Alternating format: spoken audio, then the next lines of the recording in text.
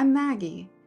I'm a licensed clinical psychotherapist with degrees in psychology, theology, and marriage and family therapy, a national certification in dialectical behavioral therapy, and a national certification in integrative mental health. In this video, I'm not looking to diagnose anyone. I'm only willing to offer insight into situations like these.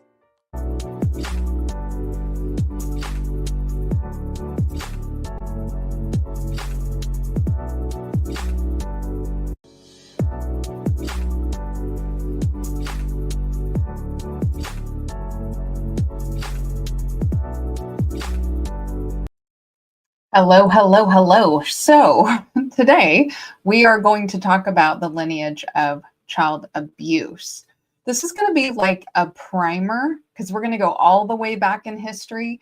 If there is interest, we can do another show to talk about more specific groups who tended to do this and where we are with specific child sex trafficking and things like that, if there is interest. So before we get into it, let me say hi to some folks. Auntie is here first. She says hi with the peace sign. Hi, Auntie. She's my favorite auntie. Adrian says, let's go. And he also is reminding people to hit the like button and sit down.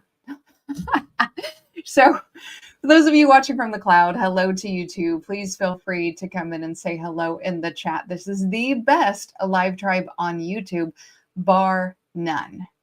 Hi, y'all. Borgen, thanks for being here. I haven't seen you in a minute. And also shout out to the replay gang. So if we're going to talk lineage, we have to show lineage, right? This is what I'm saying. We're going to go all the way back, right? Where it started, how it grew, what makes it unique, where it's hiding now. But we have to state the irony about this lineage. They think it has more to do with DNA and race. They think it has to do with bloodlines, phenotypes, all of that. But it actually is the thinking that's the problem. Thinking that you belong to this oppressor supremacist class, right? It's the thought of the bloodline and the race. Yes, they made a bloodline important, so maybe there is some truth to it being handed down. I'm not going to say, but most likely it's handed down through role modeling and training to make the next generation of abusers. And the point I'm trying to make is it has to do with entitlement to others. Okay.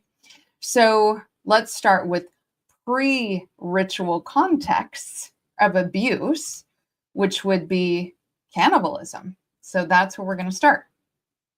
So cannibalism, for the most part, was really for survival. It was being hungry, right?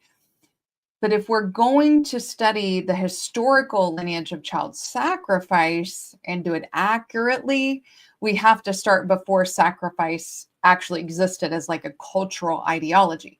So in periods where hominid behavior was shaped not by specific ideology or theology, there were environmental constraints. There were also specific hominids that were very big into the eating of the children. Okay.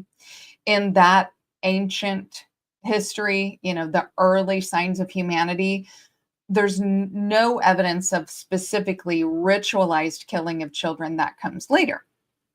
There is, however, clear evidence of cannibalism, including the consumption of juveniles and children in several prehistoric populations. So here we go. This is a hominid I haven't talked about much.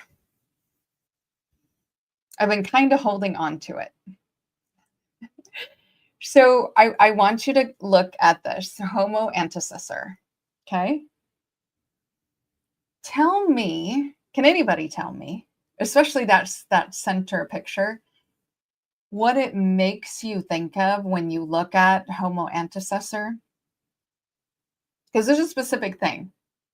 The middle picture, the bottom right, a specific thing that Homo antecessor always makes me think of. Okay.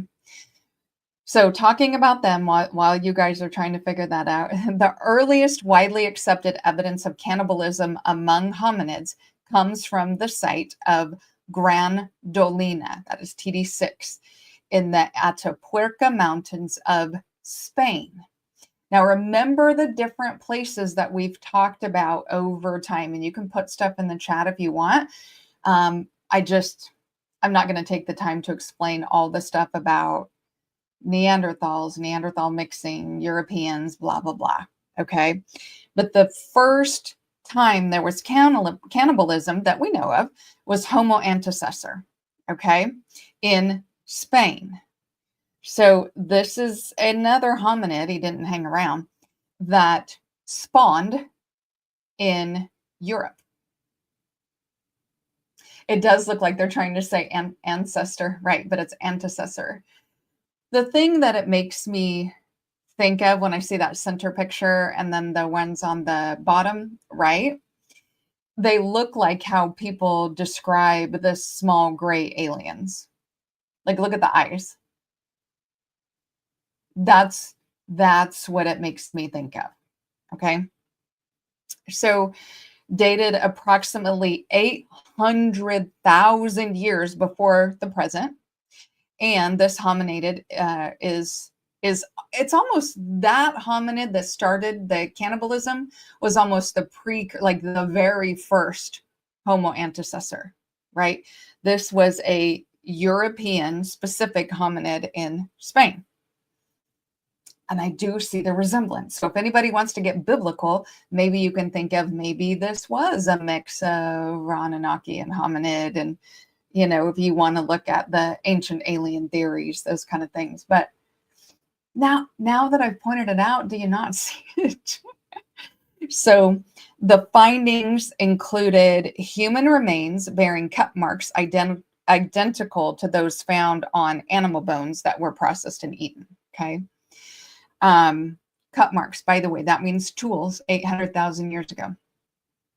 Evidence of systematic defleshing, taking the flesh off of the bones.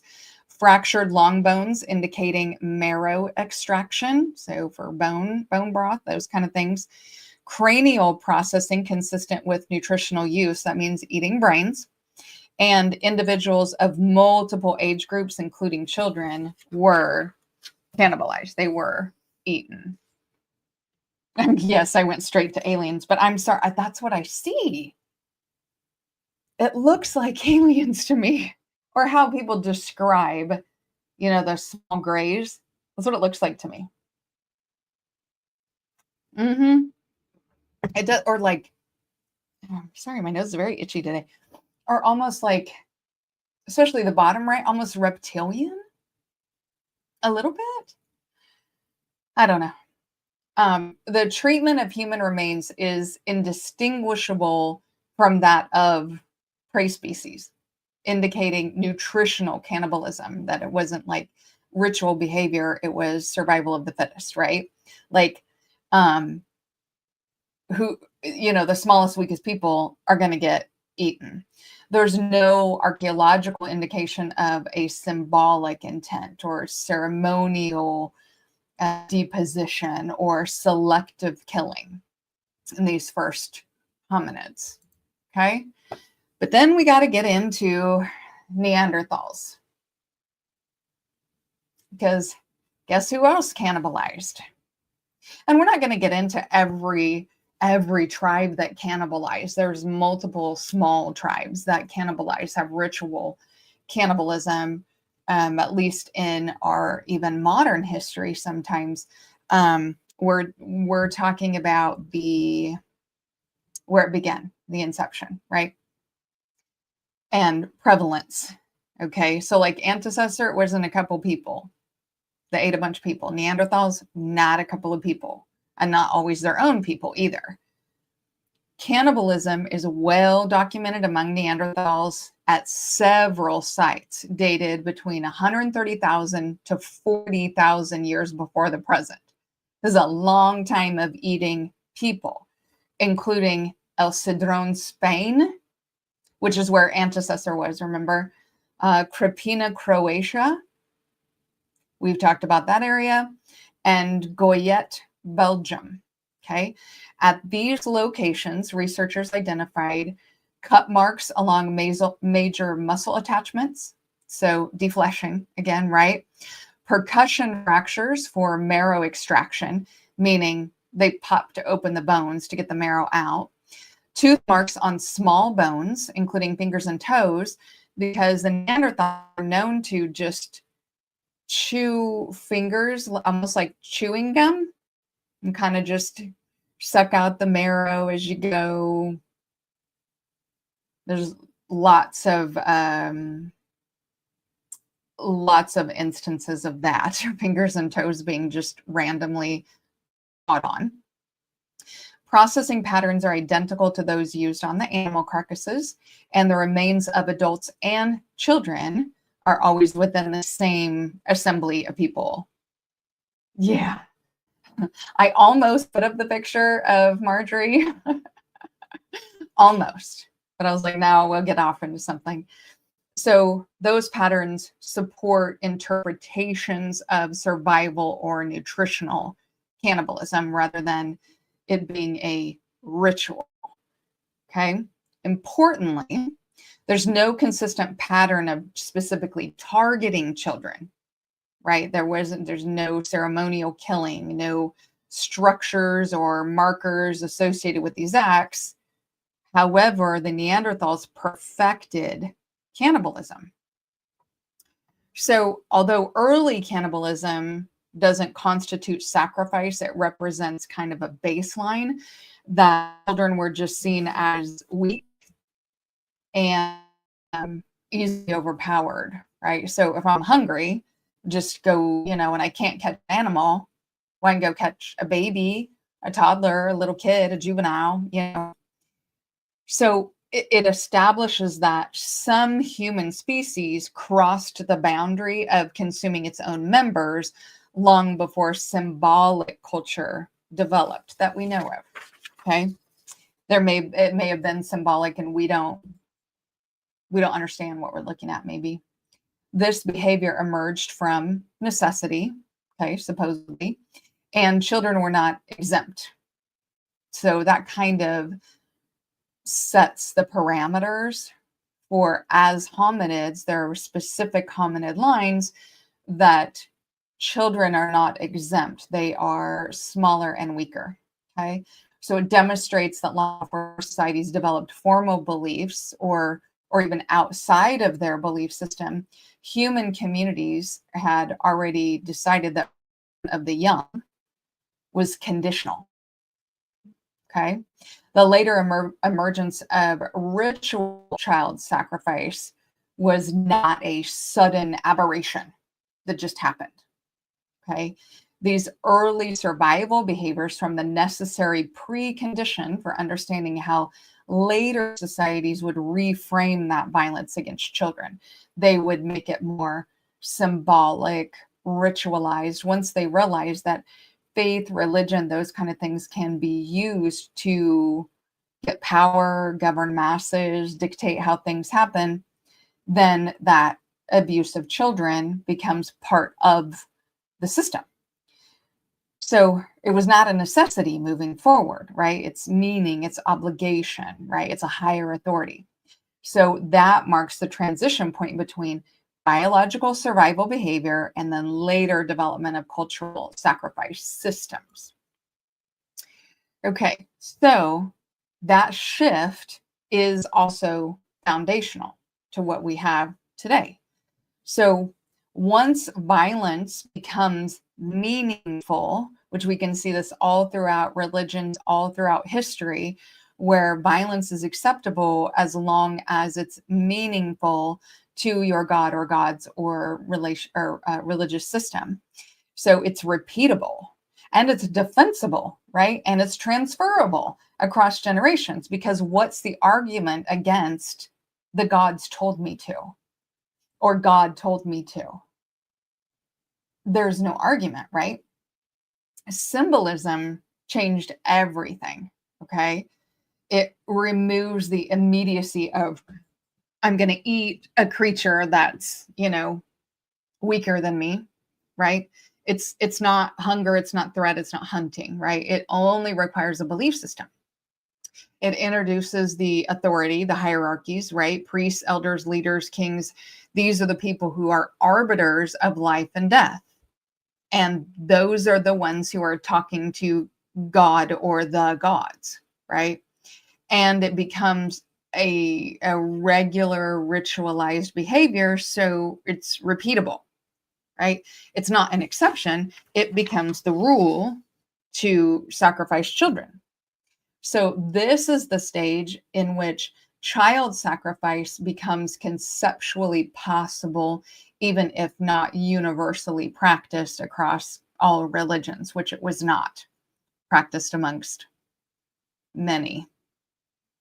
So there's a moment when human societies crossed from biological survival of killing and eating children into cultural meaning making around death. Okay. So then we move into institutionalized child sacrifice. Okay. This is when symbolic killing becomes doctrine. Okay. Sorry, guys, I got to sneeze. I'm so sorry. I'm trying.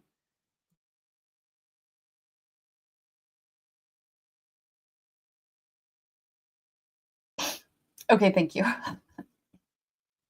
Thank you for that. Okay. This is the point in which killing is no longer just symbolic. It becomes institutionalized. Okay, it's regulated, it's authorized, it becomes even embedded into government. The transition from small scale ritual killing to institutionalized sacrifice happens alongside three major developments of these human groups. Number one, sedentary societies. So they're staying put. They're building where they're at. They're not nomadic, right? They're not moving from place to place to place. Thank you so much, Auntie. Number two, agricultural surplus. So these are people who are farming. They have tons of food. They're surplus. And number three, a stratified political authority, which this is the kind of society we're in now. Sedentary. We're not nomads moving around. We have tons of agricultural surplus. It's just that we don't get to have it. And there is a stratified political authority. There is a hierarchy. Okay. But those changes create permanent priesthoods, right? You're a priest for life and you are in charge for life. They codify the cosmologies, right? When the priests say the God said this, that, and the third, and these are the rules. And then there becomes this bureaucratic control of the ritual. This is why it's embedded into government. How are you going to argue when the government and the priest come to get your child because God said to? Like, who are you going to fight? Okay. We also start to see these formalized ideas of purity, right? These innocent children. This is who we're going to sacrifice. Appeasement of the gods, that God or gods want sacrifice to be appeased. There were ancient Jewish sects who were sacrificing children to Yahweh for his appeasement, right? And that there's sort of this quid pro quo divine exchange with the gods, right? Like, we'll kill off this baby if you make it rain so that our crops can grow, right? So a sacrifice is statecraft, not merely spirituality. So institutionalized child sacrifice differs from the symbolic killing in 5 specific ways. Regularity, meaning we're repeating it over generation, right? Authorization, so it's sanctioned by religious and or political authority. Theological justification, right? It's embedded in the dogma. Public recognition, it is known and socially structured, and it's a functional role, right? It's tied to crises like famine, war, plague, legitimacy of rulers. And a lot of time that has to do with not just appeasement, but a prepayment. Okay. So it's not just a crisis happens and so then they're throwing a bunch of kids in the fire. We sort of, these groups looked at sacrifice of not only children, but also virginal women, because of these purity ideas, as will keep the gods calm the whole time. Okay. So children are no longer this symbolic intermediary. They are resources within a cosmological economy. Their innocence and purity are morally and cosmologically commodified, right? They are now worth something to the gods. So now we start seeing we're working on keeping our children pure now because it means something to the gods, not necessarily because we protected childhood as ancient humans. We did not. But once the gods could accept them as payment, then we want to keep their purity. There's clear evidence of institutionalized child sacrifice in multiple ancient cultures. Okay. So we'll talk about a few of those. Again, if we want to do another show and get more into specifics, we absolutely can. You guys just let me know. The Live Tribe and Replay Gang. So in the Levant and the Phoenician world, Tophets at Carthage and Tyre, cremated remains of infants and young children, inscriptions referencing offerings to Baal Haman and Tanit, and long-term repeated use over centuries. And what you guys will see there is the images representing Moloch, Baal, Beelzebub, and Satan. And you see that it's, same creature. Hi, Leon. Thanks for coming in. So those sites, in the Levant and the Phoenician worlds, consistency, ritual structures, state sanctioned, those kind of things, to Baal Haman and Tanit. Okay. In the ancient Near East, so biblical and Near East texts refer to child sacrifice to Moloch. Okay.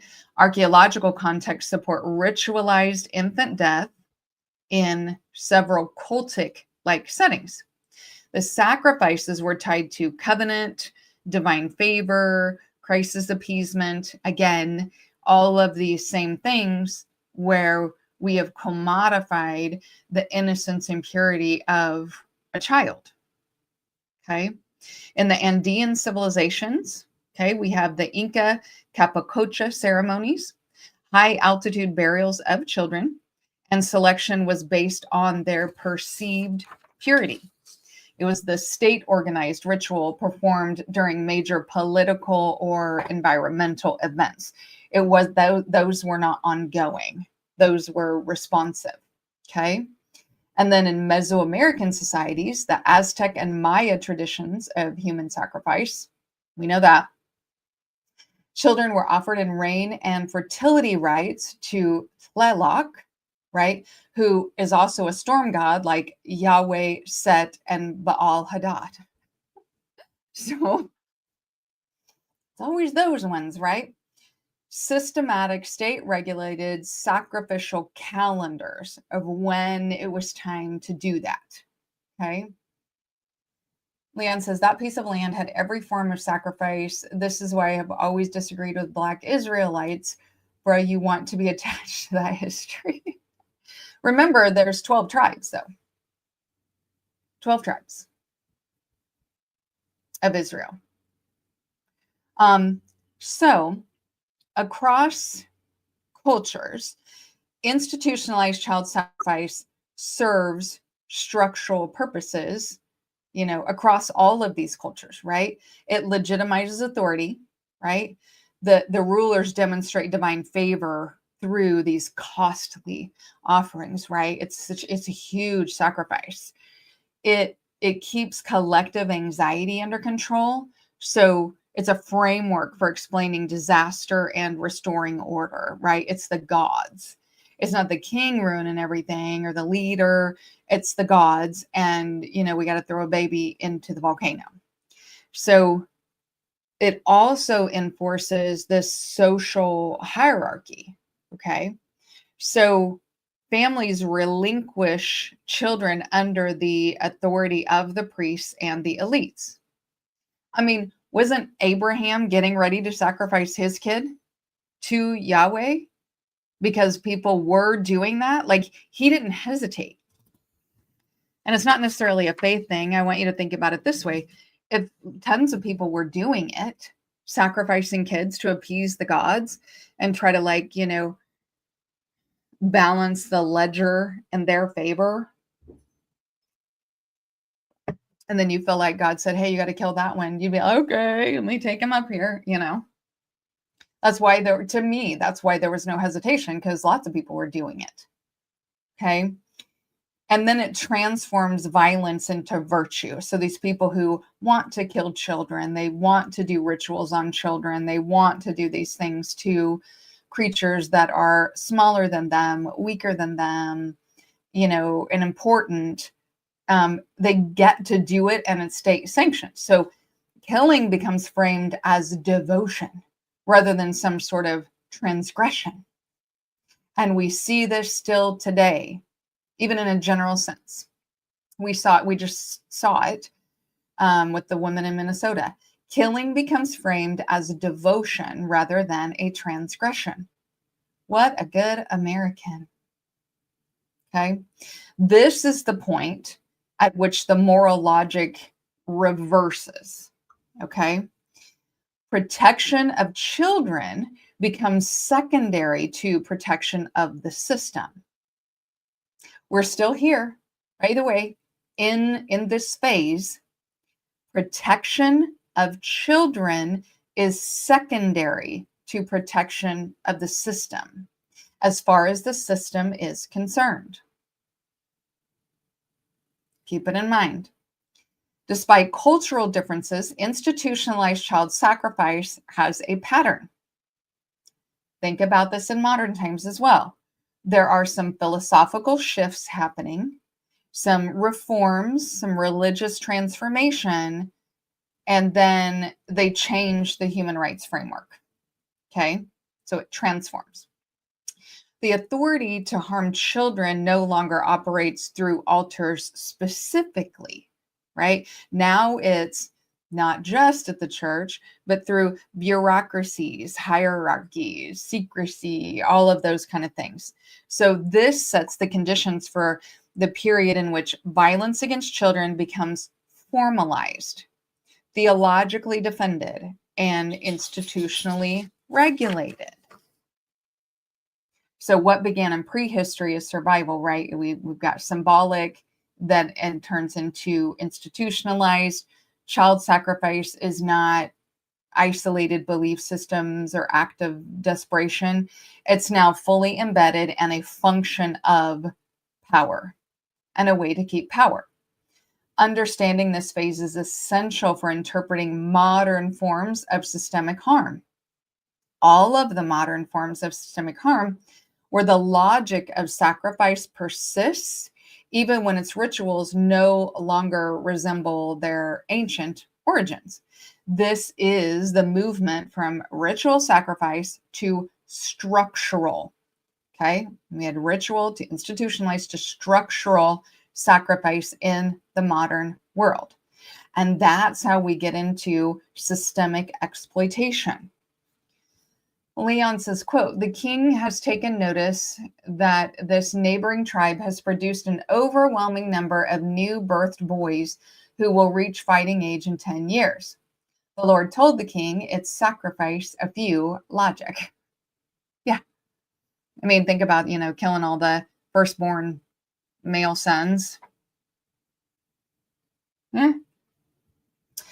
All right. Systemic exploitation. This is where we are. So, the killing of children goes from survival to symbolic, institutionalized, right, to systemic. So let's look at now, okay, in which explicit ritual sacrifice has largely disappeared from view. But the structure of it persists, just in new forms. And don't we see this all the time?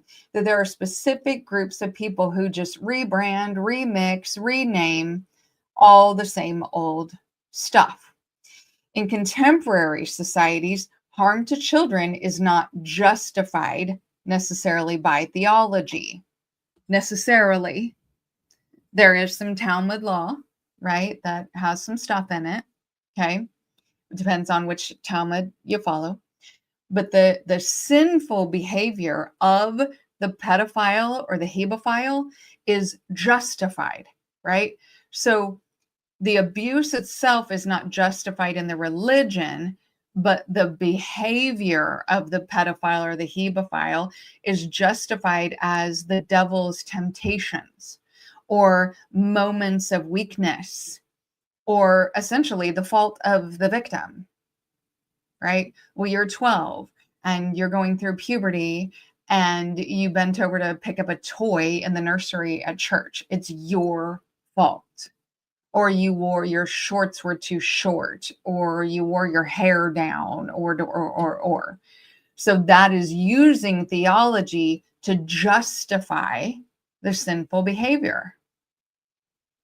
I have known about peri-adolescent girls being kicked out of church and told never to come back after being sexually violated by a youth pastor. They kept the youth pastor. So this is what happens. It's enabled through institutional systems, organizational secrecy, and power asymmetry, which is always important when we're looking at this modern oppressor class.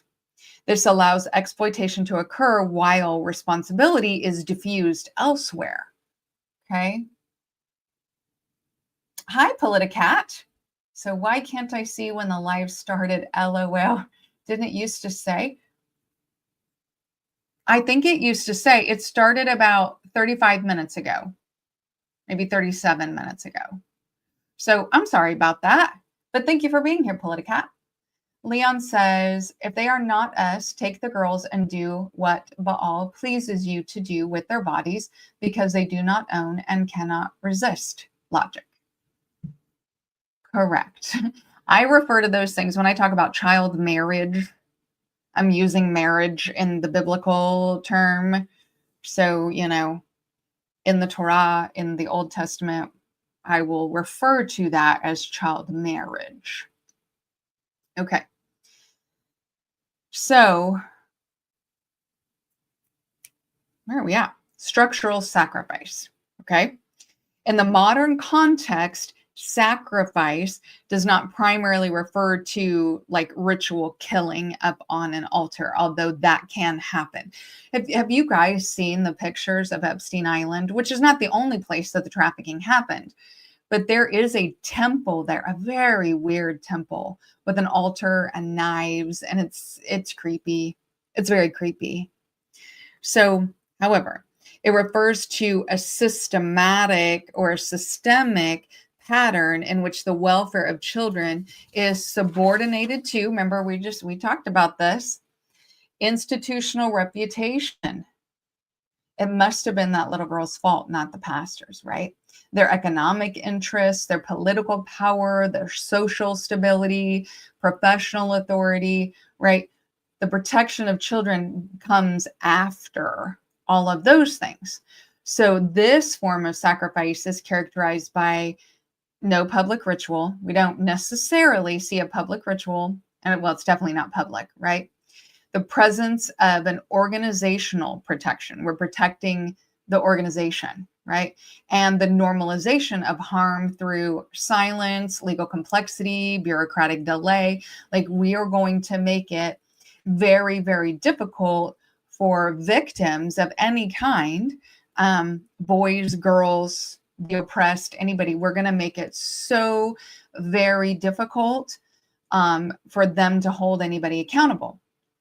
So this shift from overt religious violence to covert structural violence. So as an example, during the times of chattel slavery, there were, I don't know how many, probably a handful, that's a guess, white female slave owners who essentially ran a traveling brothel of enslaved women primarily, but sometimes children. that they would travel and allow white men to have access to these people's bodies, right? It was done in secret. It was done in cover of night. That's how we're turning it to this covert structural violence. Okay. Hopefully everybody's still with me. I'm excited. Thank you. And nothing to be sorry for. You can talk all you want. Okay. So extensive documentation across multiple countries demonstrates that large-scale child abuse has occurred within a range of institutions. Remember, we're talking about covert, structural, institutional child abuse. So these include religious organizations, educational and residential facilities, youth sports systems, entertainment industries, medical and welfare institutions, right? Investigations, court records, public inquiries consistently reveal a pattern here. Power imbalance between the adults and the children, right? This authoritarian control of children's bodies, access and authority granted to those trusted figures. That happens every time. Suppression of disclosure through fear, stigma, legal pressure. Like, we are going to make it super difficult for these children to report us. Okay. And then institutional self-protection is prioritized over the victim. So maybe you're at a residential, a boarding school, and you go and tell the principal, where the principal cares more about institutional self-protection than victim protection. We see this even in schools nowadays, where you will get called to the school about specific things. Your kid did this, or somebody did that, somebody did something to them. And you will see the principal and the staff prioritizing institutional protection over the children. The patterns are structural, right? None of this is incidental. That's why I call it structural. There are organizational incentives that historically reward containment over accountability. We are still in those times, okay? And now moved up to something called child trafficking. And it's used as a modern sacrificial economy. Because again, those children's bodies are commodified. So contemporary child trafficking provides one of the clearest examples of structural sacrifice in the modern era. And I told you guys about the temple on the island. Where it's different than ancient sacrifice, trafficking operates transnationally and sometimes globally. It is economically driven. It functions through criminal networks rather than religious institutions, so they say. And it relies on legal and social visibility. So the trafficking, they have to get bigwigs, people with power, involved in these things so that they can remain invisible. Okay. So structurally, it performs a similar function, though. So children become commodified. They are valued not as persons, but as assets within an illegal market. Human trafficking raked in an estimated $172.6 million just in 2024. Right? You have a lot of people who aren't even barely looking at drug trafficking too much anymore, because you can only take a drug once. When you get sex trafficking and sex trafficking in general, that's a drug you can take a lot of times, right? So it's a huge moneymaker. Again, $172.6 million in 2024 alone. Leon says, as for weird white Russian babies in between class families who want privacy. Yeah, you can see that certain families who seem to trophy adopt, and that's my phrase, trophy adopt. Feel free to use it. Give me credit. but you see that a lot. So high profile cases involving organized trafficking networks demonstrate that the role of elite access and protection, the elites are always involved in these huge trafficking rings. Then we have the silencing of victims through legal and financial pressure, and sometimes physical, right? Like a lot of these Epstein victims have talked about the kind of threats that they've gotten. There are some people who say Giuffre was murdered. However, everything went through, she did have a lot of depression, anxiety, those kind of things. So I can't say one way or the other. I was not involved. But those physical safety things are here too. And then the persistence of abuse in environments where oversight is weak and power is concentrated. Like what Epstein did was like the perfect storm of being, and the length of time that he did that. Hi, BGS. Thanks for catching the replay. Leon says, Pornhub federal case prove how much you can make off of child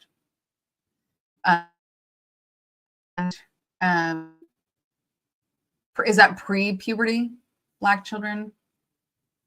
Yeah, please send me the federal case. It's crazy. I would like to see that.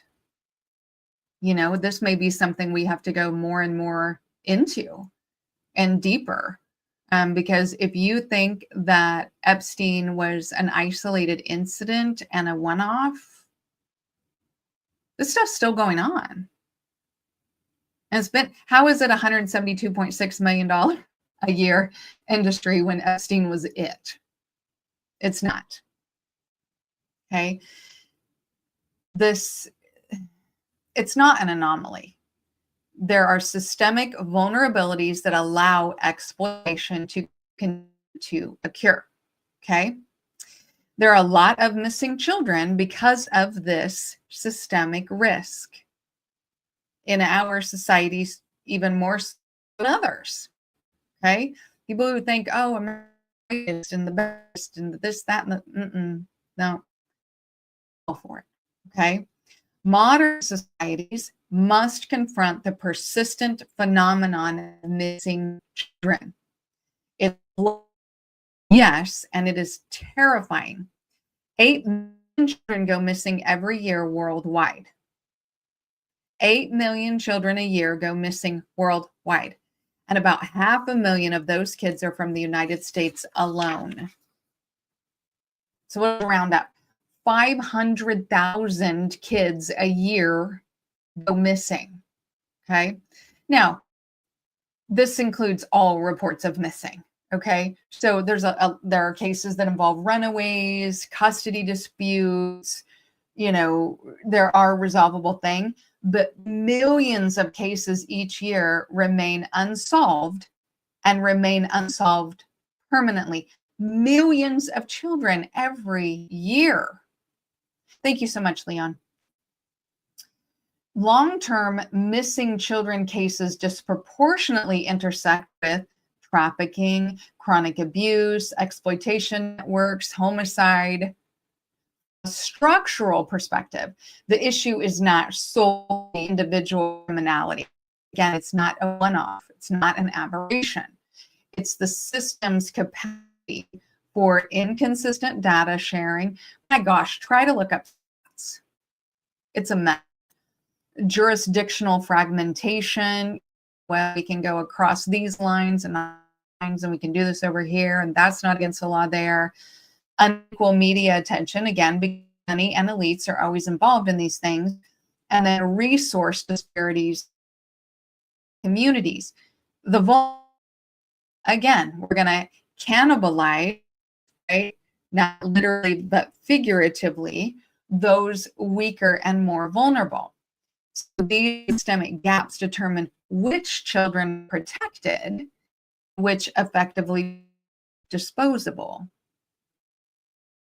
The child sacrifice change, the underlying logic remains consistent with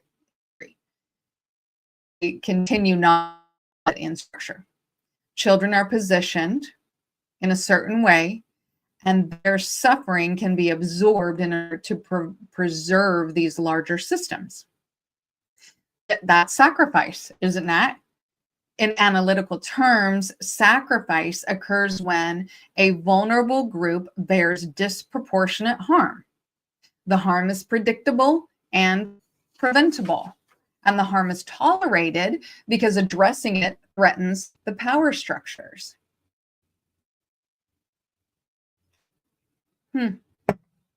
So by this definition, modern institutional abuse and trafficking meet the criteria for structural sacrifice, right? Children are offered in silence, profit, and institutional survival. So the historical trajectory of child sacrifice doesn't end with the decline of ancient ritual systems. It evolves and becomes part of modern institutions. By the way, this is a new article that just came out. Kansas pastor allegedly kidnapped a girl at gunpoint before sexually assaulting her. Pastor. The harm is always justified through theology, God, right? Legal complexity, organizational reputation, economic rationalization. Like, oh, it costs too much to do this and that, right? Administrative distance. Well, it's not my jurisdiction. The result is the same. Children's well coordinated to the preservation of power, always. Okay. My analysis does not argue that abuse is specifically racial or biological or even gender specific. Only that the people who perpetrate it a lot of times do think that it is racial, biological. It's some kind of birthright, right? I want you to understand the distinction. The people who are perpetrating it think that their right to be above and to own and to use, they believe that it is biological. I'm not saying it's biological. Okay? Abuse is systemic. Certain institutions built and controlled by a narrow lineage of power who built and controlled the power have repeatedly protected perpetrators and silenced victims of all kinds. The through line is not actually skin color per se, right? It is supremacy ideology wrapped in the identity of what? Whiteness. You add the identity of whiteness with institutional immunity. Here we go. Here we go. I have a right. I have a right to kill. I have a right to use. I have a right to abuse. Because my identity of whiteness and my institutional immunity tell me that I can.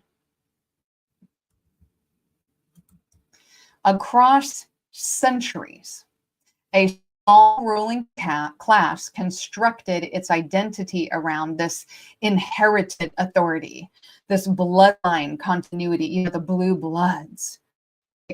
Its entitlement to rule lands and people and, take Venezuela and Canada and Greenland and blah, blah, blah. The belief in their own superiority, and they have all this insulation from consequences. That specific identity later operated under the banner of whiteness. And for a lot of people whose whole identity is white, it still does. Other groups that we now call white weren't always white.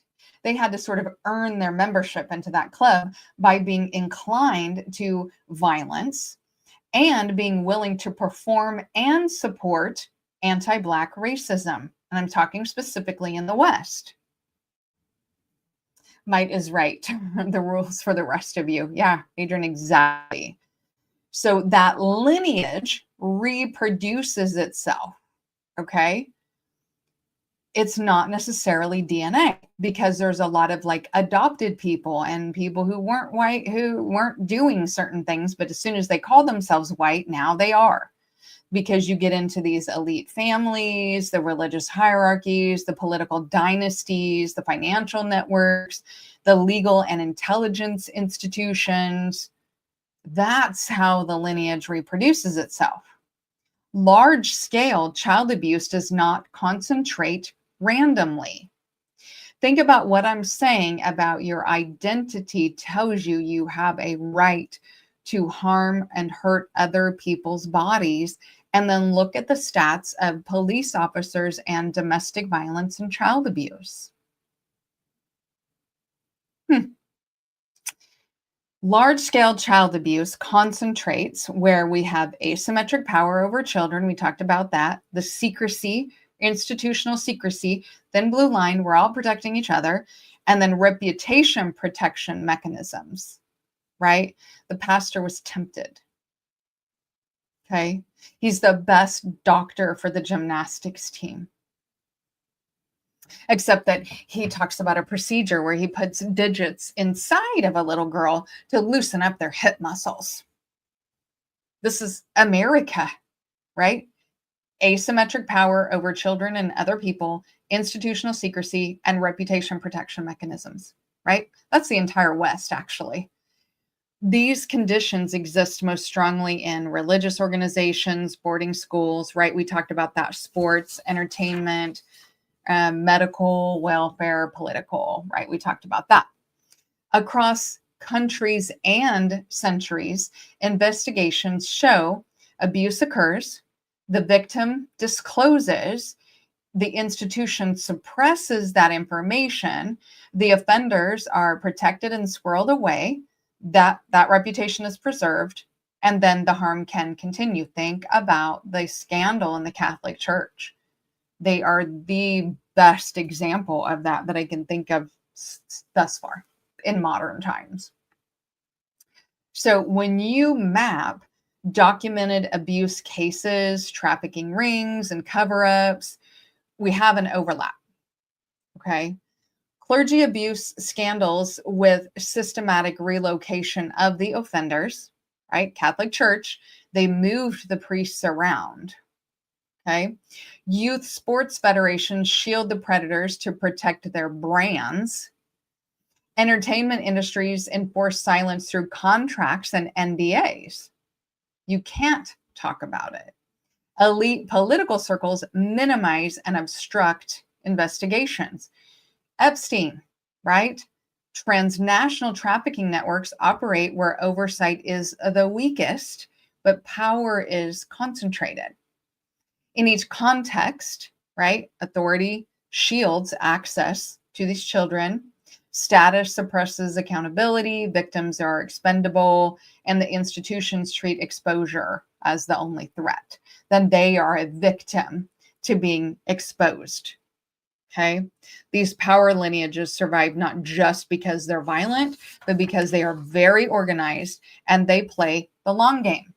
Right? They control the narrative. They shape the laws. They fund politics. They influence media. They're inside the investigations. They determine what counts as credible and even what's illegal. So this allows abuse to be reframed as an isolated incident and an individual's pathology, right? It's just Epstein. Right? It was just a moral failing in the moment. It was an unfortunate exception rather than what the record shows. It's a repeatable outcome that the institutions designed to protect power first and people second. This is the side effect of the West, is harm to children. It's not the only side effect, but it's a huge, huge one. So now to be very, very clear, the role of white supremacy ideology plays a huge part in this. You know, like J.D. Vance says, you don't have to apologize for being white anymore. I never knew we started. Obviously, white supremacy did not invent abuse to others or to children, but it sure did rationalize it. White supremacy provides a worldview that says some lives matter more than others, some bodies exist for my use and pleasure, some lineages deserve protection, some suffering is acceptable. The ideology is rooted in colonial conquest, religious authority, legal hierarchy, all of those kind of things, right? Including even economic exploitation. Hi, Keith. Thanks for being here. Keith says, has child abuse, like slavery, been a universal across most or all cultures? I think any civilized culture, you're going to see, you are going to see the one-offs, the isolated incidences. When you look at tribal culture, if you have somebody who has been violent, they are taken care of by the rest of the tribe in whatever way they do. They could isolate, they could send them out, they could cut off their hands, they could kill them, they could, right? And so I think, if you're talking about hitting a kid, then yeah, probably across all cultures, things have happened, right? And even parenting in and of itself, the rules for parenting changes over time. But I think when we're talking about, first of all, cannibalism was not it was not universal, right? Eating children, not universal. These child trafficking rings are not always based in white supremacy, but they are based in supremacy cultures. Okay. It is not the rings, the systematic and institutionalized things are not universal. So again, we can have more shows and get more into it.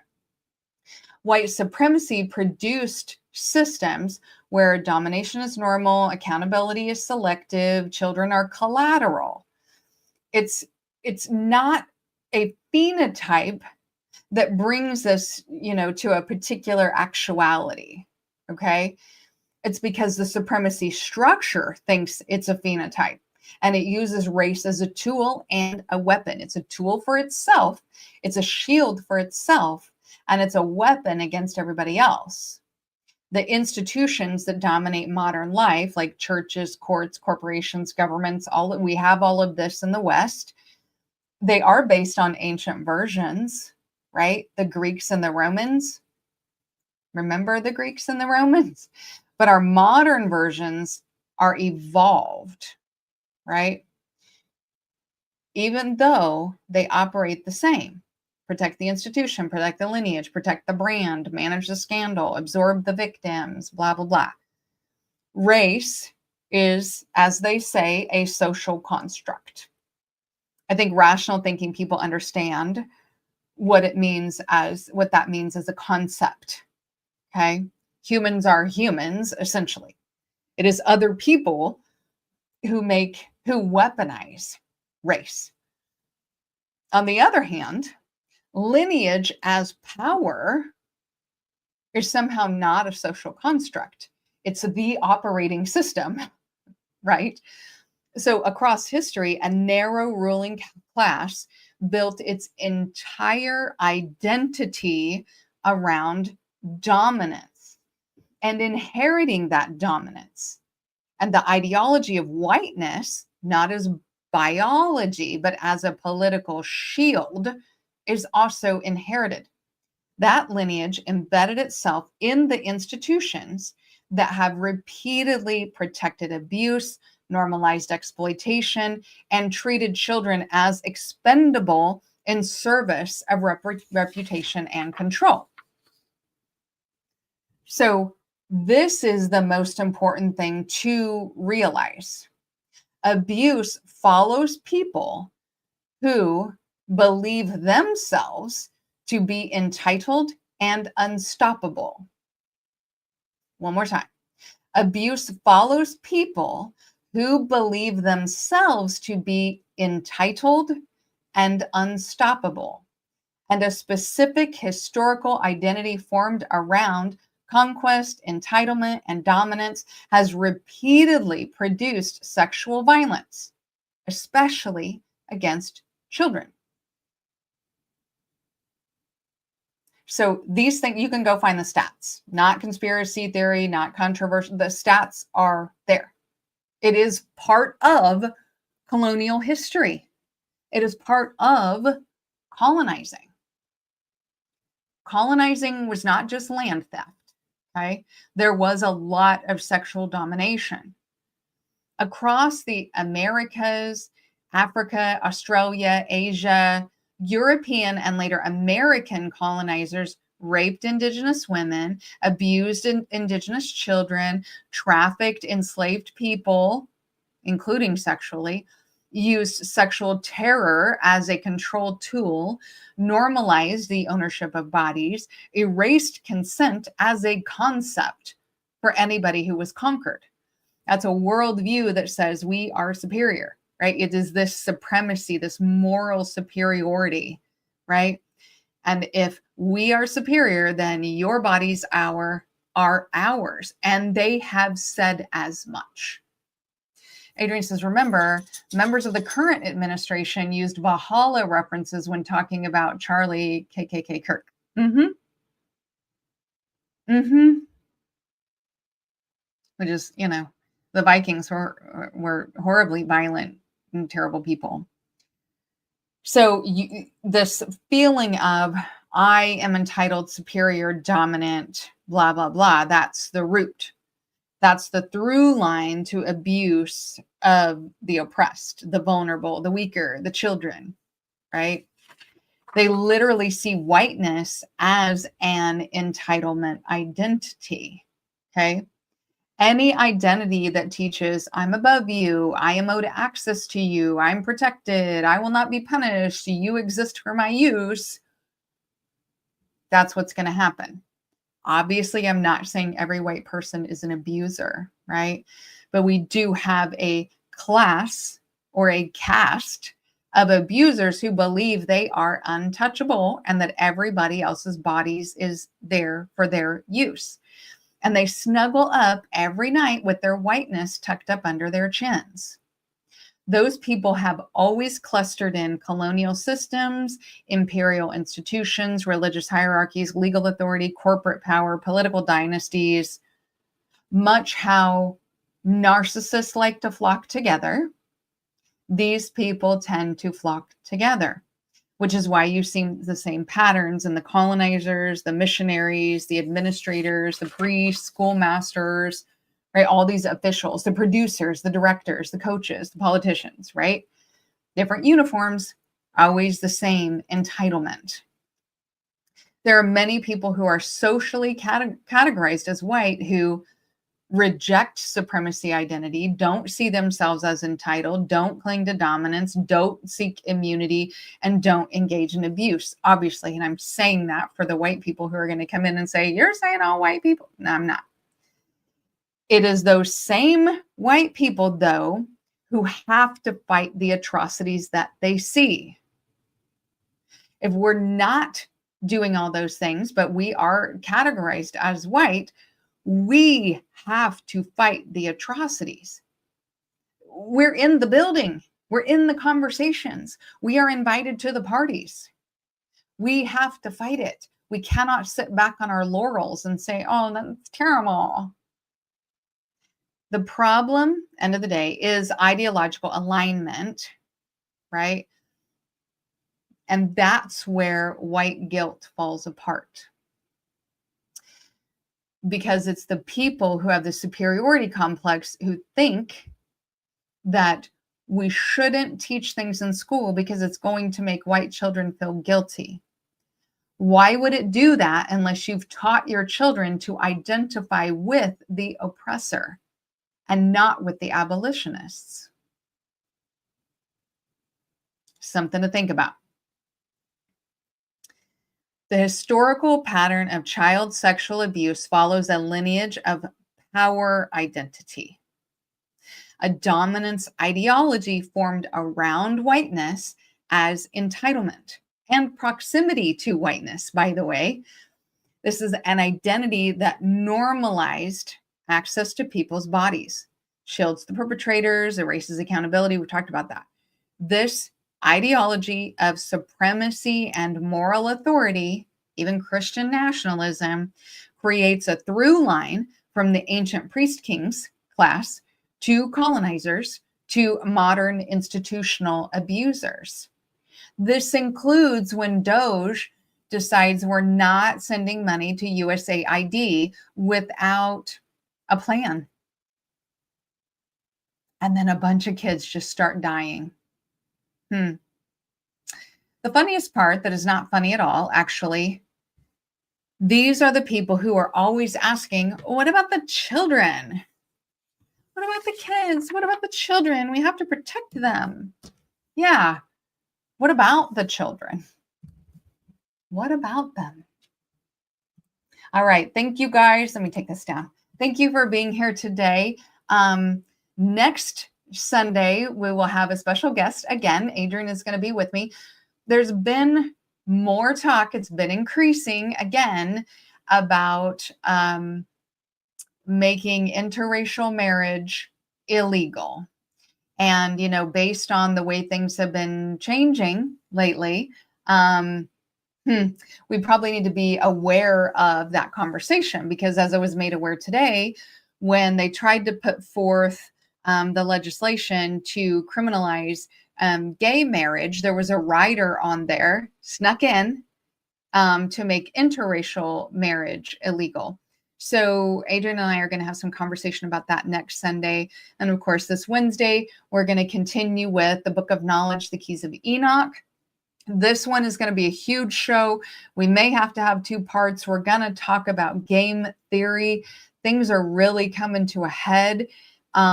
This Wednesday is just going to be a great show. If you haven't participated in the Keys shows yet, this is the place to do it. This is the one. This is the time to come in. So I appreciate all of you guys. Oh, people are commenting. Leon says, Maggie, the hardest thing for white classified people is it's how hierarchy works. That positionality is complex, and your children will it to return to that position. Keith says there's Pakistani grooming and rape gangs and operating recently in the UK. They're not operating under whiteness, though. Dominance and supremacy isn't just a property of the West. I don't disagree with what you're saying. What I'm talking about is this Western lineage, right? So if I go all the way back to cannibalism and I'm coming forward, then I have to choose a path to go on. In the West, white supremacy and elitist dominance is what has created this, and they believe it to be a lineage. So that's why I said we can go into different things, different other things about child sex abuse, child abuse, trafficking rings. They are not, this is not just a Western thing, as Keith brings up. Yeah, and Keith says the West should get its own house in order. And isn't it always wild that the West, like, we project so bad? We point fingers at other cultures. You're doing this, you're doing this, the same thing is happening, right? Leon says, game theory, LOL. Can we play a game of game theory?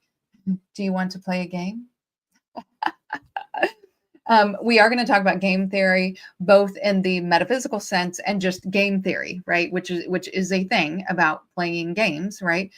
So we're going to talk about the metaphysical game theory. We're going to talk about game theory, and then we're going to talk about how to win the game